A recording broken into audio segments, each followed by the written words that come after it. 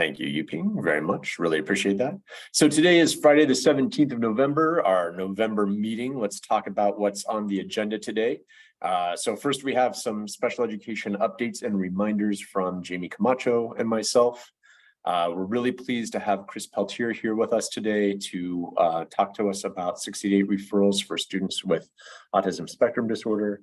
And then we want to talk a little bit more about what's coming with what we call general supervision. So again, we'll keep explaining what general supervision is, but it's basically how we're updating all of our policies, procedures, protocols here at DESE.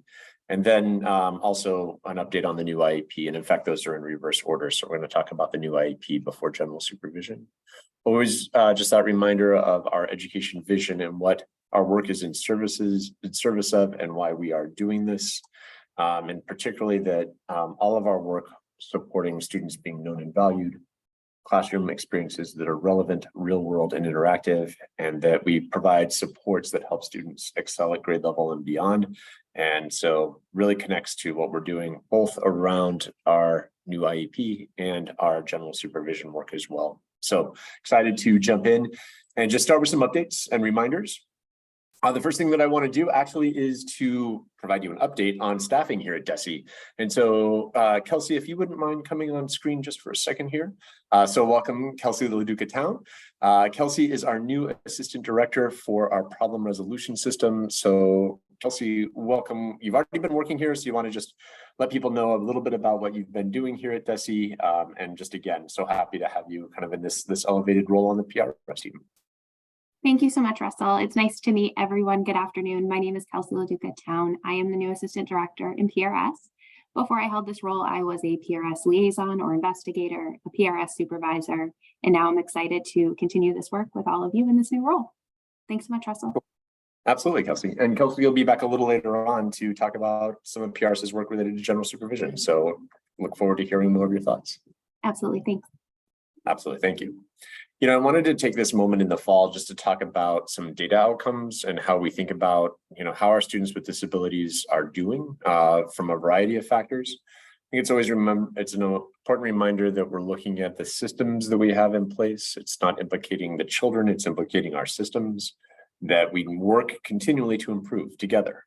So these data tell us how our systems are doing to support our students and where we continue to have room for improvement as we move forward. So just starting with our MCAS results in English language arts. So you can see in blue, students with disabilities and their results, students without disabilities in orange, and knowing that about half to 2/3 of our students, depending on the grade level without disabilities, are meeting or exceeding expectations.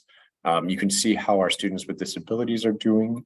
And it, again, reminds me that all the things that we need to do about better planning through the IEP, using evidence-based practices, is really what we need to do to continue to move the needle and improve outcomes for students. I'm sharing these with you because it's often helpful to know what the statewide data are and to maybe have these slides in order to be able to then produce local data in your context to say, how is your school or district doing in comparison to the state? So I hope this is helpful to see. Also in math, a fairly similar display and a similar sort of set of results as it relates to math from this past school year. And we can just see that, I know that we're all doing in this work because we want more and better and different for our children with autism. I just had a meeting on autism earlier today for our children with disabilities. And so we are just excited to present these data, frankly, excited in the way of like, knowledge is power, right? And knowing it helps us do something about it. And how do we create these data routines to talk about what are our students experiencing in our schools and how are they doing? Commissioner Riley has really focused on chronic absenteeism this fall. And so really want to sort of double down on that message of how can we help students, particularly post-pandemic, because we are still seeing absenteeism rates be higher than they were prior to the pandemic. And there are a lot of different reasons for that. I'm, certainly hearing about, in some cases, illness-related absences, and those aren't absences that we can necessarily change, but some absences that are related more towards habit forming, about the habit of either coming to school or not coming to school. how can we all work together around making school as engaging as possible and working with families to just be reminded about the importance of forming those positive habits, even from a young age of coming to school. I know when Commissioner Riley has spoken about chronic absenteeism, he said that, you know, high schools have in a lot of ways sort of leveled out. Like they are actually getting back to about where we were before the pandemic. It's those earlier grades where we continue to see the high rates of chronic absenteeism. And to me, again, that really speaks to helping to just reinforce the importance of coming to school on a daily basis. So I just wanted to share those data with you. Let me take a drink of water.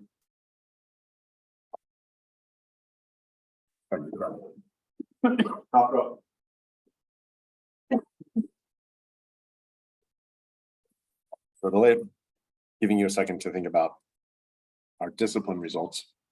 And you know, this is a slide that I talk about a lot, and that I'm very concerned about because of the choice that we have in terms of how discipline measures are used in schools, particularly out of school suspension that you can see just so elevated for children with disabilities.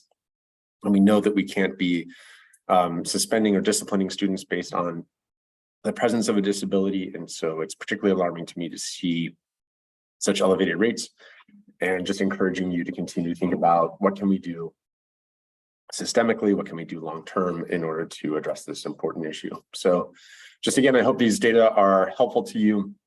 Maybe just even as points of comparison, occasionally you might be asked to go before school committee or other body to talk about results for students with disabilities. And I just hope that having some of the statewide data helps you contextualize it locally in terms of how you're doing, and how we can all be a part of the improvement that we want to see for our children. Jamie, I'm happy to have you come now to just provide some updates on a couple of additional items. Sure. So just some reminders today about equitable services. I'm going to start with the resolution funds. This is year 3, as you all know.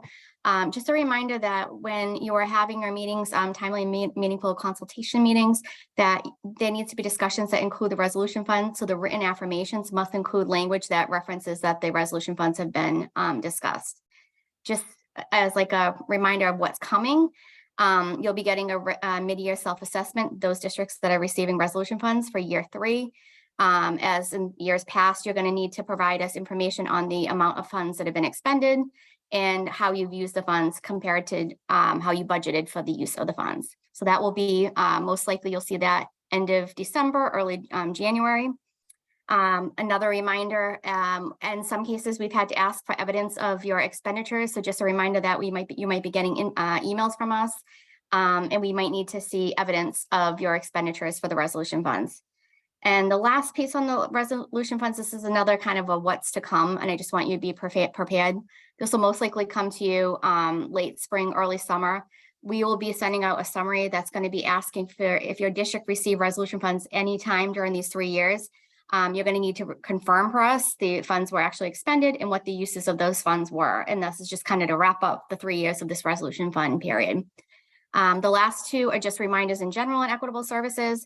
I've been getting a lot of questions about this recently, so I just wanted to add the carryover questionnaire. It must be completed first and approved before funds can be used for general IDA expenditures. So if you have a carryover questionnaire, you can send that to us either through the equitable services inbox or through the fiscal inbox. And the last thing, child count. As you know, we asked you to submit your child count numbers late in the spring. It was May or June last year. This year, we're going to be doing this earlier. You'll be getting a memo from us in January. The application is built and ready to go. Your numbers are going to go into GEMS. So I just want you to be prepared. We're going to be asking everybody to give us those counts as of October 1st. So your October 1st count for equitable services for parentally placed and homeschool students. You can go to the next one, Rustin. Sounds good. Okay, this is just an update on the dyslexia guidelines. As you know, the guidelines have been put in place to help make sure that there's early identification for dyslexia and access to evidence-based instruction. Chapter 9, which is more information has been added. It's been a more robust information that really should be addressing the unique assets of multilingual learners who are at risk for dyslexia. So this is the link for the guidance. We encourage you to look at it and use this and to ensure that you have your screening in place. and that there's early identification of multilingual learners as well. Okay, got another one. This is another reminder. We've used this slide before. This is just a reminder of your responsibilities as it relates to child find and MTSS. These are two memos that were recirculated last year. They're not new memos from OSEP, but they're sent out, and we actually, I think, looked at them again last year as well. But if we'll go to the next slide, I'll just talk about briefly what these two memos say. Just a reminder that you need to make sure that you have systems in place for ensuring that you're able to meet the requirements of Child Find. It's a condition of your funding. Another reminder that parents are can request an initial evaluation at any time, so MTSS can't delay the process or deny the process. And then related to preschool students, IDA does not require or encourage any of the LEAs to use the MTSS to prior to referral or as a condition for referral. So for 3, 4, and 5-year-olds, MTSS is not encouraged or required. And then the final piece, again, just reminding you that once you receive an initial a referral for initial evaluation, you need to make sure that you're acting upon that in accordance with the timelines. I think that's it, Russell, for our updates for today. Yeah, thanks, Jamie. Really appreciate that, and really appreciate sort of, again, we included those slides to be responsive to questions that we received about things like Child Find. Another area where we've received some questions is about LEA's requirement to monitor services and programs for students who attend out-of-district placements. And so just a few reminders taken directly from our regulations is just that, school districts, as we know, are required to monitor the provision of services. A few key highlights from our regulations: that the documentation or monitoring plans of that monitoring needs to be in the file of every student who's placed in an out-of-district placement, an out-of-district setting, and that things like the site visits are documented, so the dates in which those visits occurred as they occur. And then that while the responsibility can't be delegated to other agencies, such as to us or to the out-of-district school itself, the district can contract separately in order to conduct such monitoring. So when you're thinking about bandwidth and who on your staff has the ability to do this, it can be someone from within the LEA, or it could be a service that is contracted for separately. In addition, just a couple other things about students who attend private schools or approved special education schools, that we want to make sure that any student who is placed in a private school has to be provided all of their special education and related services. And you can see those additional sub-bullets there, that the education that's provided meets the standards that apply through special education, particularly that provision of FAPE, and that none of the rights change, right? When the student goes out of district, they still retain those same rights as any child who is served by the LEA. And then finally, just a reminder that the out-of-district placement itself, so the approved special education school, affords publicly funded students all the same substantive and procedural rights held by the eligible students. So things don't change, obviously, right, in terms of what the programs themselves provide, and that they have to, just follow the applicable policies that are issued by our agency. So again, just a quick reminder there about local requirements for providing monitoring and oversight and provision of services for students who attend out-of-district placements. And then finally, our last reminder for today is that just a reminder about mileage reimbursement. We know that the way in which we operate is that the rate that gets set for state employees is the same rate that is applicable for parents at 62 cents per mile. We have received some questions about this, so we just want to make sure that we're reminding you of this requirement. And obviously that parents can't be obligated to provide such transportation, but when they are, this is the rate for mileage reimbursement. And just a reminder that we included the link to where you can see more about our advisory and more details about reimbursement. All right, so that's it for our reminders, except for one thing. about our upcoming meetings. So as you can see, we're going to be back together in December on December 15th. And what's interesting about that is today, actually November 17th, is our last day here in Malden. So we are cleaned out. You can see over my shoulder, the chairs are stacked. We're leaving Malden. We're going to Everett. We will be virtual. DESE will be virtual for about 6 weeks. So starting Monday through the end of this calendar year, we will be virtual and not working from here in Malden, and we won't quite be moved into Everett just yet.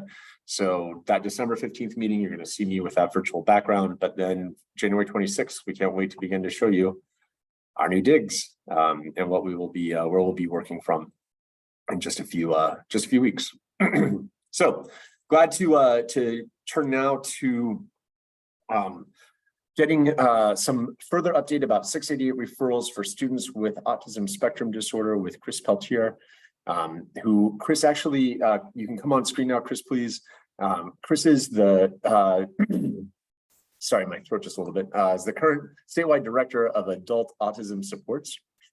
Chris has held a number of clinical and program management positions for people with autism spectrum disorder and intellectual challenges over the years, including 10 years with the Amherst Public Schools as a BCBA. Chris lives in Western Mass with his wife and 2 adult children. And Chris, I like that you included in your bio that you're currently in search of therapeutic support for this disastrous Patriot season. But you know, that's what makes it fun, is always endeavoring for more and always endeavoring for better. Chris, really glad to turn it over to you just to share with special ed leaders what they should be thinking about the unique needs of uniqueness of 688 referral for students with autism spectrum disorder. Chris, take it away. Thanks so much, Russell. I really appreciate the chance to come in just really briefly today and talk about 688. And the sort of the presenting issue is that we still have a lot of kids with ASD who come to us every year who have not been through the 688 process, and they're often the kind of non-traditional students with ASD, and so that's really the focus of what I want to talk about today. I shouldn't say it's not non-traditional anymore. Actually, it's becoming more common. So let me give you a little bit of history in DDS's service provision. You know, we've always served people with ASD with accompanying intellectual challenges. So that's always been part of what we do. About 10 years ago, people will remember that Massachusetts passed an autism omnibus bill. And it did a number of things for people with autism in the Commonwealth, but for our purposes today, the most important thing is it changed the eligibility statuses for DDS and made DDS the lead agency for people with ASD who both with cognitive challenges and without. And the without is the big change. So now we're the lead agency for people with ASD who don't have cognitive challenges. And so that was definitely a change. And that number has been growing pretty rapidly for us. We're up to about 5,000 adults or so without cognitive challenges. We in shorthand, we refer to it as kind of autism only. So the autism only population is growing pretty dramatically at DDS. And this year's turning 22 class is the largest we've ever had for that population by far. And so you know, the word is getting out there, and we know that the number of people with autism is rising pretty dramatically, you know, in terms of CDC's numbers. And you know, I think the latest figures I saw were 1 in 36. And so I think we could expect this trend to continue as we go forward. And so again, almost 5,000 people currently getting our services. And so here's the ask or the message for IEP teams for today. And it's simply that every student with ASD, whether it's primary, secondary, tertiary, should be referred to DDS through this 688 process, obviously with the parents' and students' consent, 2 years prior to their separation or anticipated separation date. And you know, I know there's a lot of barriers, a lot of procedures, and a lot of things that make that time frame difficult sometimes. But that in an ideal world, we'd get a 688 referral, you know, with about a 2-year lead time, if that's possible. And this is true regardless of IQ and regardless of academic performance. There are a number of students who have great academic skills who just also need a lot of other skills and other domains in order to make a good transition to adult life. People who might be great at calculus, but can't figure out public transportation, or the skills they need to live independently or hold a meaningful job. And so even if students have good academic skills, there absolutely may be other domains in which they'll need support from DDS to take the next steps in their life. So every student with ASD it potentially qualifies for DDS services. And in terms of actually applying for DDS services, when a student turns 17, that's when they're eligible to apply for services. And so we're also encouraging IEP teams to help families and make those referrals at that watermark. And certainly a lot of the documentation that schools provide is an important part of that application process and how we determine eligibility. And so it's a good partnership between the eligibility teams and the IEP teams often. And so that's the timeline we're hoping for there. And so, there's a number of reasons why 688 is so important for these students and families. And one is what the 688 process and the resulting eligibility, makes a connection with an adult service agency. And so for DDS, what that usually means is it triggers the presence of either a transition coordinator or an autism service coordinator who gets to know the family and starts to be part of the planning and transition process, which can, often make the process much smoother for everyone. It's much smoother for schools, for families, for students. These are folks who've been through the transition process. They know it backwards and forwards, and they know the adult service system. Who are the vendors? What's out there for options? And can really help families and children make a smoother transition. Another reason why 688 for these students is so important is it gives teams time to vision together. And I know that, many teams start even earlier than this, which is great, but it really is a time to look at, what are some of the options for adult life, and what are the areas in which a student may need more supports, and, what's a vision for a good life, and how do we work together to help launch a student, in that direction. So IEP teams, are great collaborators in that process, and we're looking for time in order to make that happen. If a student comes to us at 22, having had no work at all, no visioning, no sense of exploring options, no developing, their own sense of what it is next for them, it's just a lot more difficult to make a good transition. And then finally, and I'm not going to say most importantly, but very importantly, is that the 688 process triggers funding for DDS. And so when a student is referred and accepted through 688, they become part of our Turning 22 class. And there's dollars that are attached to that student when they come to adult services. And so it's very important that students actually go through this process in order to have the funds to actually, make some of the steps into programming. Students who come without a 688 are still eligible. We're still going to serve them, but it just becomes more difficult. We have to keep cutting the pie into smaller and smaller slices, when funding doesn't come with students. And so those are the reasons that we feel 688 is so important to launch students, well, on a good transition arc. And so just to give people some examples of some services with this autism only population, it's a slightly restricted eligibility, so for instance, we don't typically do residential services for the autism only population, which isn't to say that we do. There's over 100 people statewide in which we do, because health and safety issues have been such that it really mandates that we step in, in a more pervasive way. But usually for the autism only population, we're not doing residential, but there are a number of services that we are routinely offering. We do employment supports. It might be individual employment, it might be group employment. We have two services called coaching and college navigation. Coaching is community-based work with a master's level therapist to work on things that the individual identifies as goals and taking the next step in their life. Whereas college navigation is actually staff who work with students with ASD who are attending college and help them to navigate, the college experience. They're not tutoring per se, but they're just helping people, work through all of the associated skills and connections and different things to make college successful for students with ASD. And so those are two programs that we think are really important there's some flexible funding that's attached to students for things like transportation or things like education and things. And so that's another service that's available. We do community access and social recreation through a program called CBDS. And so if students aren't ready to work or don't want to work full time, there's other day things and other community-based options that we try to hook people up with. We do have some clinical supports that are available for people with ASD and their families to try to, get over barriers and roadblocks that might be in the way. We also have service coordination, which is, I don't want to undersell the importance of having a service coordinator as kind of an organizing force in where people can come for information, for referral, and for really trying to hook up with a good profile of adult services. And so service coordination is very important. And then finally, we run a number of self-advocacy and peer support groups, through this ASD only funding. And, so we're really trying to help people connect, and sort of, we know that's sometimes for people with ASD, that's a challenge, but we really want to give people, options in the community to connect with peers and to really get out in the community and be active and be living rich and full lives.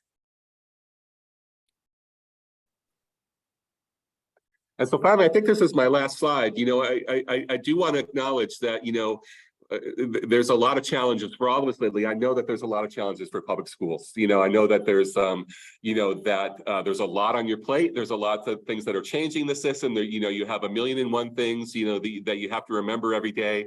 Like us, you have turnover. There's staffing shortages, and 688 can be a difficult process. So I just want to offer, as much partnership as we can in terms of, area staff, regional staff from DDS, regional autism service coordinators.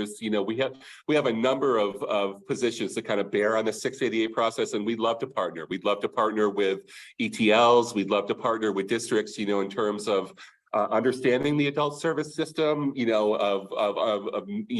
the knowledge and expertise about who the providers are in your area, and what kind of services might be on the table. And so please reach out to us if we can be helpful or useful, if you feel like there's anything we can do to just be good partners in this process with DESE and with local schools.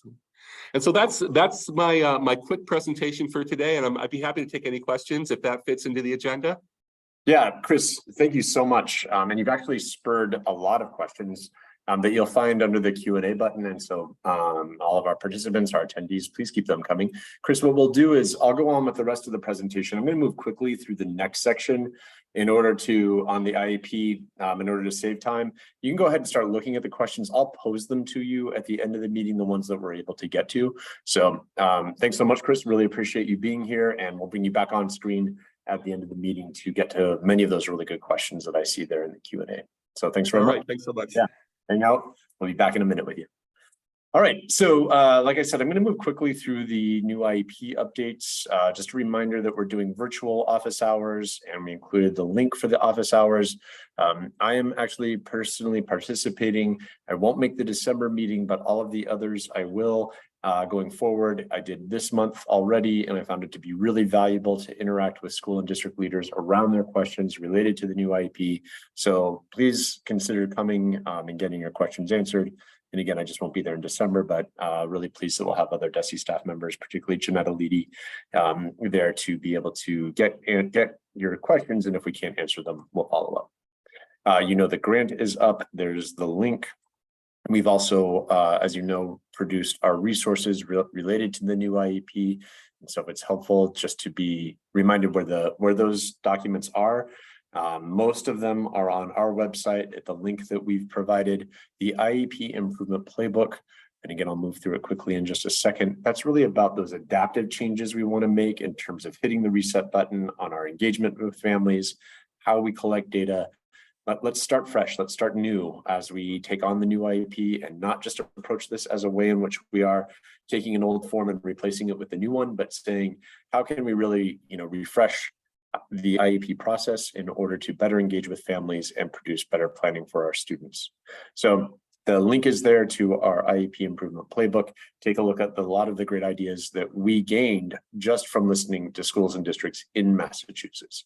So these ideas can be done because they're currently being done all across our state. We are developing some additional resources. They are in development and will be available in 2024. They're listed here. One of the things to note that maybe a big takeaway from today is that additional forms are going to be available hopefully in the, I shouldn't say hopefully, they will be available in the winter of 2024 that will also contribute to being able to, have a whole process that aligns to the new IEP starting in 2024, those additional forms. So I'm not going to dwell on, I had called out some examples from the playbook to share today. These are ideas taken from our training of trainer sessions. Many of you were there. So, and this information, these slides are actually available on our website under the training of training resources. But I really just want to highlight the importance of these ideas about how we can engage with families better as we approach the updating of the IEP. And so some really promising practices that we heard from schools and districts all across the state that I'm just briefly sharing with you here. Please, I hope I sort of pique your interest and maybe go back and selecting a few of these that you want to begin to implement as part of your training for your team, so that it's, again, not just about how are we approaching the form, but how are we approaching the meeting overall by having things like pre and post meetings, which might be a good solution for your school or district. It might not be. It might be some other solutions are good ideas. But these types of things, how can we build in planning that goes beyond the form itself and better engages families as we move ahead. So again, I just moved quickly there because I see some really great questions for Chris and other questions as well. So I just want to make sure we save time for that. But we've been spending a few of our last meetings talking about updates that DESE is making to its system of general supervision. And I just want to talk about that a little bit more today. And you might be continuing to say, like, what is general supervision? It's really the supports and the accountability that DESE provides to LEAs, to our schools and districts, in order to make sure that we focus on results, that we focus on outcomes for students with disabilities in the state. And we're really working towards, much greater coherence among all of the processes that DESE has. So we always love this image, and it's, front and center on the headlines information, the kind of bulletin that you get from our Special Education Planning and Policy Office. We're going to keep drawing you back to this image because it's really what we're embracing, this idea of how do our systems fit together better? And so how is, for example, monitoring informed by the work that happens in dispute resolution? That's really what we want to have happen to a higher degree. It's already happening to some extent now. We want to kind of, through this process, take it to the next level, frankly. And what also makes our work unique is that we overlay it with our racial equity decision-making tool, or Reddit. And one of the things that I'll tell you a little bit more about in a second is just really our emphasis on this piece around engaging stakeholders and thinking about who's most affected by the change that we're creating and how can we ensure their involvement. And so that's a main point for today. So you can look ahead and see how we are really engaging stakeholders, and particularly how are we reaching out to stakeholders who have been historically sort of excluded or marginalized from that experience, providing DESE with important feedback on the work that we are developing.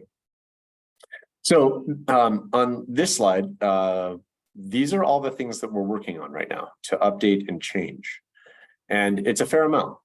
So, when we look at things like the data protocols that DESE uses, that's a lot on, very much a lot of internal description of the data, how we use data to inform the types of policies that we make and how we enact our policies. But it's a big undertaking, and so they're sort of at various levels of interface with you. Whereas our colleagues at the Bureau of Special Education Appeals are updating their procedures related to dispute resolution and mediation. And so this is really a sort of a development year, so that we develop our updated procedures, our updated policies, and then really implement them across the board next year. So to get things to work together, we kind of have to do them all at once. And so it's, when you say, like, Russell, what are you busy with at DESE? In addition to the new IEP, a lot of it is this that you're seeing right now. So I'm just going to ask Jamie to come on screen and just talk about, let's look ahead. Like, right, there's some of this that's coming in the more immediate term. Some is going to come a little later into the spring and summer. But Jamie, your team, the Special Education Planning and Policy Office, along with work with other teams, right? It's not, none of this is just one team anymore. So Jamie's just going to represent the work that's going on in the fall and winter. Let's just focus fall and winter. And then after that, we're going to have some other leaders come on screen and explain to you what's coming. So Jamie, please. Sure. So just a couple things that'll be coming up. In December, you're going to be hearing from us regarding your LEA determinations. This is not on the slide, but you'll also be hearing from us as far as your districts that are at risk or are identified for significant disproportionality. It'll come out at the same time. Following that, in January, you're going to be hearing from us about the technical assistance and support that we're going to be providing you, particularly for a district that's identified as needing intervention or needing assistance. So in the past, we've done some webinars, we've done a couple of different things, but we're looking at really creating a much more robust system of support for all of you that's more tied to the data that has either led you to an identification of needing assistance or needing intervention. So more to come on that. And in February, we submit our state performance plan and our annual performance report. So all the data that you've been sending us on the 17 indicators will be submitted to USCD. And that information will be used for a variety of different things, including, as Russell mentioned, with all the general supervision work and our coherence, informing our fiscal priorities, our professional development, and TAs. I think that's it for our fall and winter major deliverables. There's a lot of other things, but. Yeah, absolutely. Absolutely. Thank you, Jamie. And so also coming up this fall and winter, so in addition to what Jamie mentioned, we also have deliverables, particularly the beginning of our public comment period, which means by the dates that you see on this slide, this is when we will have drafts available for public comment. And really what we want to do with you today is just that you know that these are coming up soon, right? As you can see on this slide, starting next month. We're just wanting the leaders of the different teams here at DESE. So starting with Janelle Roberts, our interim director of the Office of Approved Special Education Schools, or OASIS, just to tell you what's coming and maybe, just to begin to orient you to like, well, what should you be looking for if we are releasing this, maybe even before our next, special education leaders meeting on December 15th. So at about that time, maybe a little before, we will have some of these new deliverables, some of these new procedures out for public comment. We really just want to today begin to kind of orient you to what to look for, what's most significant that you should be thinking about. And so Janelle, really pleased to have you kick us off with our first deliverable of updated OASIS procedures in December. That's the beginning of the public comment period. Awesome. Thank you so much, Russell. And, basically for approved special ed schools, we have been rolling a lot of changes. Many of you are familiar with the CHAMP process, and some of the changes that we made in CHAMP, you're going to see right into our procedure guide, right? So we did some work on our timelines, right? One of our biggest challenges is our data was outdated by the time we got to our reviews. So we're really continuing to evaluate the timeline of when people submit data to us. We're also looking at some name changes as we decided to develop in CHAMP. We used to have what's called an orientation meeting, but really what we did was it's an on-site planning meeting. So we really started to look at labels of things and naming things what they are. So the procedure manual is lots of different information you guys have from websites and initial application books and procedure manuals, actually hopefully all in one place. And that was our goal. So we tried to take all the work we did in CHAMP, all of the different pieces of information, and really put it into one comprehensive manual that we all can work from and use and guide us in the work that we do. And Janelle, if you wouldn't mind just one more time helping people know what CHAMP is, because if you're not an approved special education school, you might not know what CHAMP is. And so if you could just one more time explain what that is, because it's soon going to affect everybody.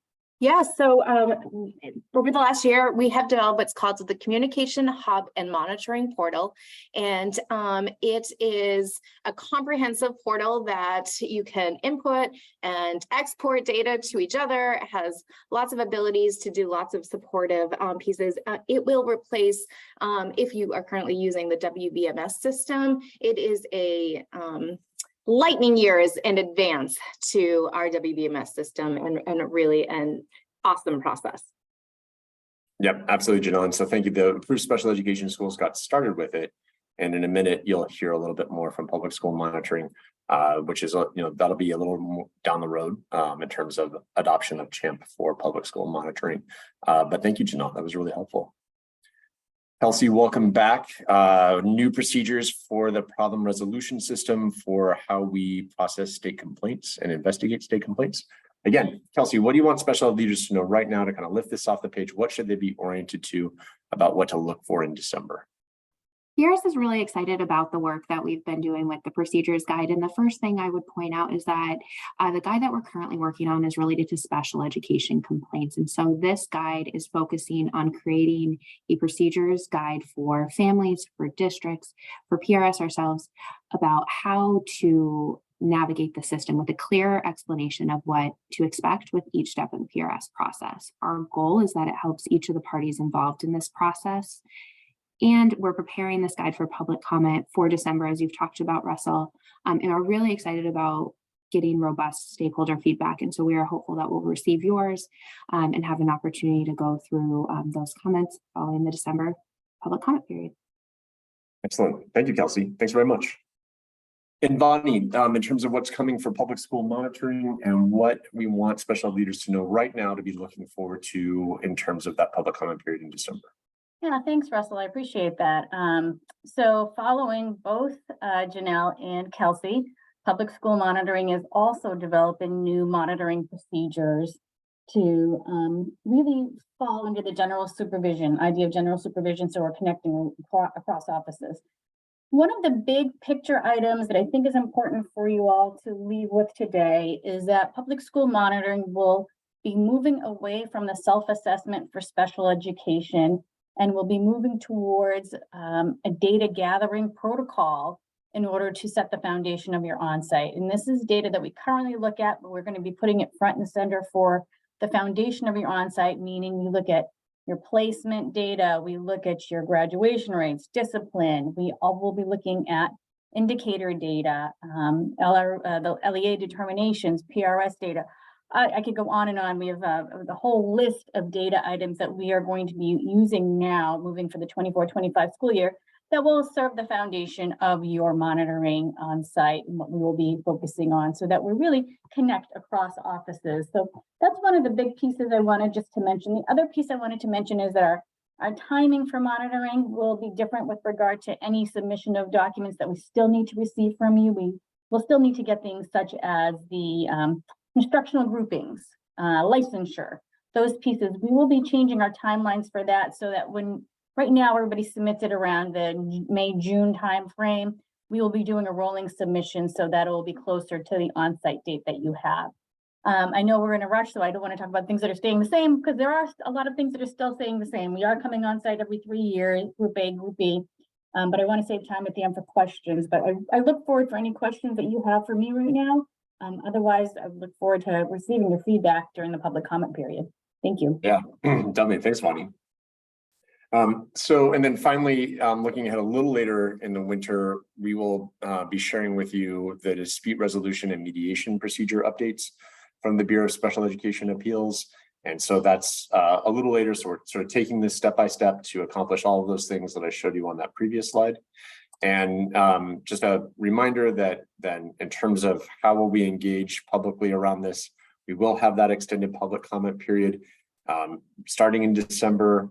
And so there'll be sort of a push for about a month to really get a robust set of input. And then we are going to even extend beyond that, though, just to continue to get input, particularly from more diverse stakeholders, so that we can continue to uplift the work that we are doing and be as responsive as we possibly can to promote, really with that focus on racial equity and promoting racial equity in our state through our continued input and stakeholder engagement. We also will be meeting with our panel, our special education advisory panel around the OASIS, PRS, and PSM procedures.